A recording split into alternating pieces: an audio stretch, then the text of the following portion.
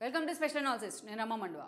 ఈరోజు అనాలిసిస్లో భాగంగా మనం తీసుకోబోతున్న టాపిక్ ఏంటంటే ఎంపీ రఘురామకృష్ణరాజు విషయంలో అన్ని పార్టీలు కూడా ఎందుకు నిమ్మకు నీరెత్తినట్లు ఉన్నాయి. ఈరోజు రఘురామకృష్ణరాజుకు టికెట్ రాకుండా చేసింది వైసీపీనే అని జరుగుతున్న ప్రచారంలో వాస్తవం ఎంత?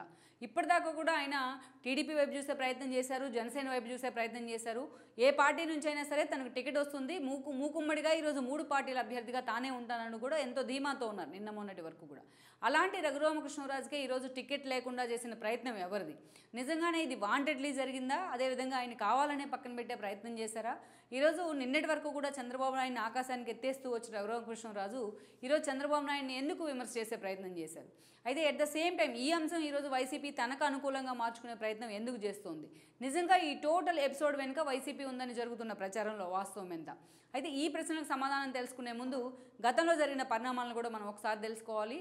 సో రఘురామకృష్ణరాజు ఆయన నరసాపురం నుంచి ఎంపీ టికెట్ని 2014 సమయంలో కూడా ఆయన ఆశిస్తూ వచ్చారు.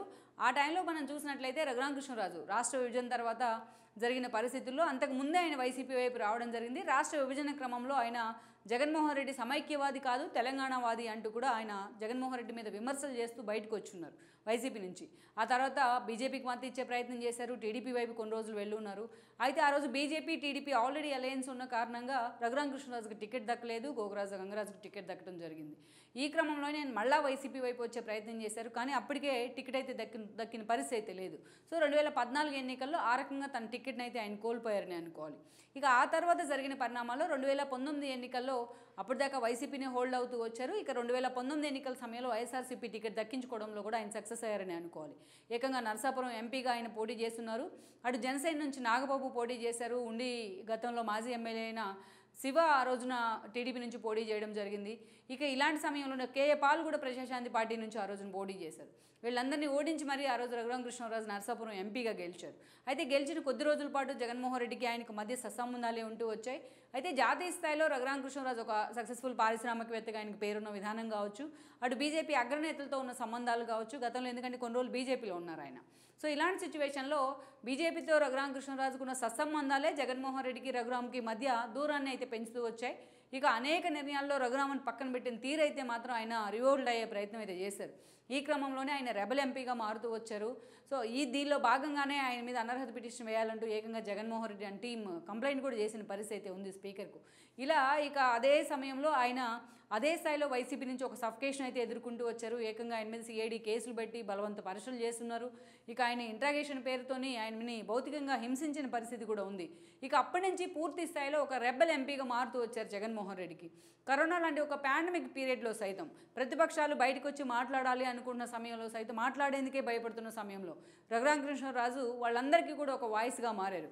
ప్రతిరోజు కూడా జగన్మోహన్ రెడ్డి వైఫల్యాలను మీడియా ముందు చెప్పే ప్రయత్నం చేస్తున్నారు. ఆయన ఢిల్లీలో ఉన్నా, ఏపీలో ఉన్నా, హైదరాబాద్లో ఉన్న, తెలంగాణలో ఉన్న ప్రతిరోజు కూడా రచ్చబండ పేరుతో రఘురామకృష్ణరాజు ఒక నెంబర్ ఆఫ్ ఇష్యూస్ని హైలైట్ చేస్తూ వచ్చారు. ఒక మాటలో చెప్పాలంటే సామాన్య ప్రజల గొంతుగ్గా మారిన పరిస్థితి ఉంది. ప్రతిపక్షాలకు ఒక ధైర్యాన్ని అయితే కలిగించారని ఆయన మీద కొన్ని ప్రశంసలు ఉన్నాయి. అదే సమయంలో అటు జనసేన అధినేత పవన్ కళ్యాణ్తో పాటు ఇటు చంద్రబాబు నాయుడుకి కూడా ఆయన సన్నిహితంగా మారడం జరిగింది. దానిలో భాగంగానే ఆ తర్వాత పరిణామాలన్నీ కూడా అత్యంత వేగంగా మారుతూ వచ్చాయి.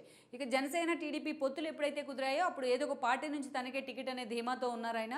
ఇక అంతకంటే ముందైతే డే 1 నుంచి కూడా తాను బీజేపీ అభ్యర్థిగా పోటీ చేయాలనే ధీమాలో ఉన్నారు. బీజేపీ నుంచి టికెట్ వస్తుందని కూడా లెక్కలు కట్టారు.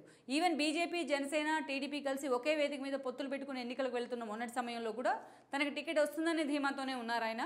సో ఈ క్రమంలోనే చంద్రబాబు నాయుడు కూడా ఎలాగైనా బీజేపీ నుంచే రఘురామ్ పోటీ చేస్తారన్న ధీమాతో ఆయన కూడా సైలెంట్ ఉండడం జరిగింది. రఘురామ్కి ఈరోజు టికెట్ లేకుండా పక్కన పెడతారు అన్న విషయాన్ని అయితే ఎవరు ఊహించుకోలేకపోయారు. పొలిటికల్ పార్టీస్ కావచ్చు, ఆయా పార్టీల నేతలు కావచ్చు, ఆయనకు మద్దతు ఇస్తున్న వాళ్ళు కావచ్చు, ఆయన్ని ఏదైతే ఓన్ చేసుకుంటున్నారో రాష్ట్ర ప్రజలు కావచ్చు. అయితే అలాంటి సిచ్యువేషన్లో ఈరోజు బీజేపీకి నరసాపురం సీట్ అనేది ఒక ఆబ్లిగేషన్ అయింది. అక్కడ శ్రీనివాస్ వర్మని బరిలో దించడం జరిగింది. అయితే శ్రీనివాస్ వర్మ బ్యాక్గ్రౌండ్ ఏంటి, ఆయనకి జనం మద్దతు ఎంత ఉంది అనే విషయాన్ని పక్కన పెట్టి ఈరోజు బీజేపీ బ్లంట్గా ఆయనకైతే ఒకవైపు టికెట్ ఇచ్చే ప్రయత్నం అయితే చేసింది.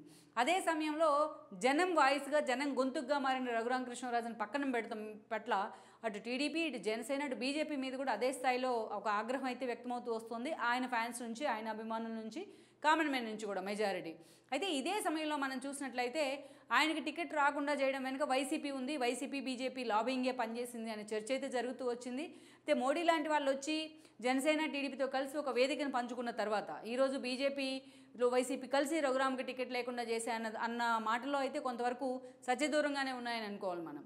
అయితే ఈ ఇష్యూలో మాత్రం రఘురామకృష్ణరాజు అటు చంద్రబాబు నాయుడుని కూడా టార్గెట్ చేసే ప్రయత్నం చేశారు. బట్ తర్వాత చంద్రబాబు నాయుడు అండ్ టీం కూడా దాన్ని చాలా సీరియస్గా తీసుకున్న సిచ్యువేషన్ అయితే లేదు ఈరోజు. ఎందుకంటే ఆల్మోస్ట్ 5 ఇయర్స్గా రఘురామకృష్ణరాజు జనం తరపున, జన సమస్యల తరపున ఆయన వాయిస్ వినిపిస్తూనే ఉన్నారు, ప్రజల గొంతుకుగా మారారు. అందుకే అన్ని పార్టీలు కూడా ఆయన మీద అంత ప్రవోకింగ్గా ముందుకు వెళ్ళాలని ఎప్పుడు కూడా ప్రదర్శించిన, ఆ కోపాన్ని ప్రదర్శించిన సందర్భం అయితే లేదు. అయితే తనకి టికెట్ రాలేదన్న ఒక ఆలోచనతో ఆయన స్పందించారని కొన్ని విమర్శలను కూడా ఈరోజు తెచ్చుకున్నారు ఆయన. But at the same time వాటన్నిటిని కూడా రివోక్ చేసి ఈరోజు మళ్ళీ చంద్రబాబు నాయుడుతోని, లోకేష్తోని కూడా ఆయన భేటీ అవుతున్నారు. తన టికెట్ విషయంలో క్లారిటీ తీసుకుంటూ ఉన్నారు. ఈరోజు ఏకంగా విజయనగరం నుంచి ఆయన పోటీ చేస్తారు. అశోక్ గజపతిరాజును ఇప్పటికే చంద్రబాబు నాయుడు కన్విన్స్ చేశారని కూడా వార్తలు వస్తూ ఉన్నాయి. ఇక అదే సమయంలో చూసినట్లయితే వైసీపీ దీన్ని మొత్తాన్ని కూడా తనకు అనుకూలంగా మార్చుకునే ప్రయత్నం చేస్తుంది. ఒక రాజేష్ మహాసేన విషయం కావచ్చు, ఒక రఘురామకృష్ణరాజు విషయం కావచ్చు, పూర్తి స్థాయిలో తమ మీద వాళ్ళు ఇప్పటిదాకా కత్తికడుతూ వచ్చారు కాబట్టి ఈ ఇష్యూని తమకు అనుకూలంగా మార్చుకునే ప్రయత్నం అయితే చేస్తుంది వైసీపీ. ఈరోజు మోడీ వచ్చి ఏకంగా చంద్రబాబు నాయుడుతో, పవన్ కళ్యాణ్తో ఒక వేదిక పంచుకున్న తర్వాత ఈరోజు టికెట్ రాకపోవడం వెనక వైసీపీ ఉంది అనే ఒక ప్రచారంలో అయితే వాస్తవం లేదని అనుకోవాలి మనం. అయితే ఇలాంటి సిచ్యువేషన్లో రఘురామ్ మాత్రం తన టికెట్ విషయంలో ఇప్పటికీ ఫైట్ చేస్తూనే వస్తున్నారు. అల్టిమేట్గా చంద్రబాబు నాయుడు కూడా ఆయన టికెట్ విషయంలో చాలా సీరియస్గా ఎఫర్ట్ పెట్టారన్న చర్చ అయితే జరుగుతూ వస్తుంది. మరి అల్టిమేట్గా రఘురామకృష్ణరాజు ఏ ఎంపీ టికెట్ని దక్కించుకోబోతున్నారు, ఆయన భవిష్యత్ కార్యాచరణ ఎలా ఉండబోతుంది అనేది కూడా ఒక హాట్ టాపిక్ అయింది రాష్ట్రంలోని మనం చెప్పక తప్పదు.